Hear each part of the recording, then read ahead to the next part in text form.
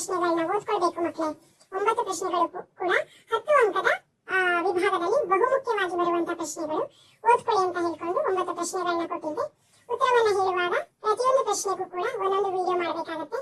ಒಂದೇ ವಿಡಿಯೋದಲ್ಲಿ ಎಲ್ಲಾ ಪ್ರಶ್ನೆಗಳಿಗೂ ಉತ್ತರವನ್ನ ಹೇಳಕ್ಕಾಗಲ್ಲ ಅನ್ನೋದನ್ನ ಹೇಳಿದ್ದೆ. ಈ ಹಿಂದಿನ ವಿಡಿಯೋದಲ್ಲಿ ಮೊಹಮ್ಮದ್ ಬಿನ್ ತುಗ್ಲಕ್ನ ಆಡಳಿತ ಪ್ರಯೋಗಗಳನ್ನು ವಿಮರ್ಶಾತ್ಮಕವಾಗಿ ವಿಶ್ಲೇಷಿಸಿ ಈ ಒಂದು ವಿಡಿಯೋನ ಅಪ್ಲೋಡ್ ಮಾಡಿದ್ದೀನಿ. ಅದಾದ ನಂತರ ಸರ್ ಎಂ ವಿಶ್ವೇಶ್ವರಯ್ಯನವರನ್ನು ಆಧುನಿಕ ಮೈಸೂರಿನ ನಿರ್ಮಾತೃ ಎಂದು ಕರೆಯಲಾಗಿದೆ ವಿವರಿಸಿ ಅಂತ ಒಂದು ವಿಡಿಯೋನ ಅಪ್ಲೋಡ್ ಮಾಡಿದ್ದೀನಿ. ಈ ಒಂದು ವಿಡಿಯೋದಲ್ಲಿ ಅಶೋಕನ ಜೀವನ ಮತ್ತು ಸಾಧನೆಗಳನ್ನ ಬರೆಯಿರಿ. ಅಶೋಕನ ಜೀವನ ಮತ್ತು ಸಾಧನೆಗಳು ಯಾವ ರೀತಿಯಾಗಿ ಬರೀಬೇಕು 10 ಅಂಕಕ್ಕೆ ಅನ್ನೋದಕ್ಕೆ ಈ ಒಂದು ವಿಡಿಯೋ. 10 ಅಂಕದ ಪ್ರಶ್ನೆಯಾಗಿರೋದ್ರಿಂದ ಆದಷ್ಟು ಜಾಸ್ತಿ ಪಾಯಿಂಟ್ಸ್ ಗಳನ್ನ ಕವರ್ ಮಾಡಿನೇ ಬರೀಬೇಕಾಗುತ್ತೆ. ಉತ್ತರ: ಅಶೋಕನು ಮೌರ್ಯರಲ್ಲೇ ಅತ್ಯಂತ ಪ್ರಸಿದ್ಧ ರಾಜನಾಗಿದ್ದನು. ದೇವನಾಂಪ್ರಿಯ ಮತ್ತು ಪ್ರಿಯದರ್ಶಿ ಎಂಬ ಬಿರುದುಗಳನ್ನು ಹೊಂದಿದ್ದನು. ಇವನು 273 ಕ್ರಿಸ್ತಪೂರ್ವದಲ್ಲಿ ಅಧಿಕಾರಕ್ಕೆ ಬಂದನಾದರೂ ಕಿರೀಟದ ಧಾರಣೆಯಾಗಿದ್ದು ಕ್ರಿಸ್ತಪೂರ್ವ 269ರಲ್ಲಿ. ಈ ಅವಧಿಯಲ್ಲಿ ಅಶೋಕನು ತನ್ನ 100 ಜನ ಸಹೋದರರ ಜೊತೆ ಸಿಂಹಾಸನಕ್ಕಾಗಿ ಹೋರಾಡಿದನು. ಕಳಿಂಗ ಯುದ್ಧ: ಅಶೋಕನು ಅಧಿಕಾರಾವಧಿಯಲ್ಲಿ ಕಳಿಂಗವು ಶಕ್ತಿಶಾಲಿಯಾದ ರಾಜ್ಯವಾಗಿದ್ದು ತನ್ನ ಸಾರ್ವಭೌಮತ್ವವನ್ನು ಕಳಿಂಗದ ಮೇಲೆ ವಿಸ್ತರಿಸಲು ಕಳಿಂಗದ ಮೇಲೆ ಭೀಕರವಾದ ಕದನವನ್ನು ನಡೆಸಿದನು. ಈ ಯುದ್ಧದಲ್ಲಿ ಸುಮಾರು 1,00,000 ಜನ ಪ್ರಾಣ ತೆತ್ತರು. 1.5 ಲಕ್ಷ ಸೈನಿಕರು ಯುದ್ಧ ಕೈದಿಗಳಾದರು.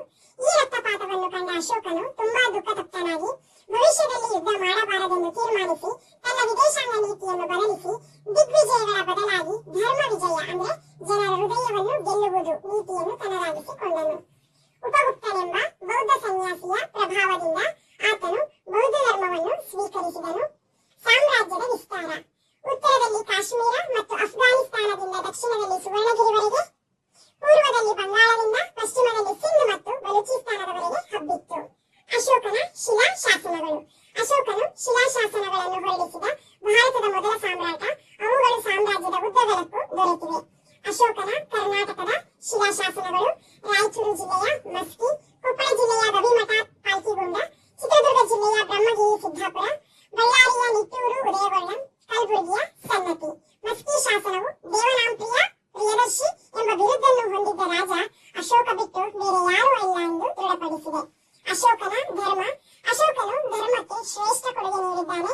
ಅವನ ಪ್ರಕಾರ ಧರ್ಮನಿಷ್ಠೆಯು ಈ ಕೆಳಕಂಡ ಗುಣಲಕ್ಷಣಗಳನ್ನು ಹೊಂದಿರಲೇಬೇಕು: ತಂದೆ ತಾಯಿಗಳಿಗೆ ವಿಧೇಯರಾಗಿರಬೇಕು, ಗುರುಗಳಿಗೆ ಗೌರವ ನೀಡಬೇಕು, ಪ್ರತಿಯೊಬ್ಬರು ಸತ್ಯವನ್ನೇ ನುಡಿಯಬೇಕು, ಸೇವಕರು, ಕಿರಿಯರು ಮತ್ತು ಅವಲಂಬಿತರನ್ನು ಪ್ರೀತಿಯಿಂದ ನೋಡಬೇಕು, ಮಾನವರು ಮತ್ತು ಪ್ರಾಣಿಗಳಿಗೆ ಹಿಂಸೆ ನೀಡಬಾರದು, ಪ್ರತಿಯೊಬ್ಬರು ಕೋಪ, ಕ್ರೌರ್ಯ ಮತ್ತು ದುಂದುವೆಚ್ಚಗಳನ್ನು ನಿಗ್ರಹಿಸಬೇಕು.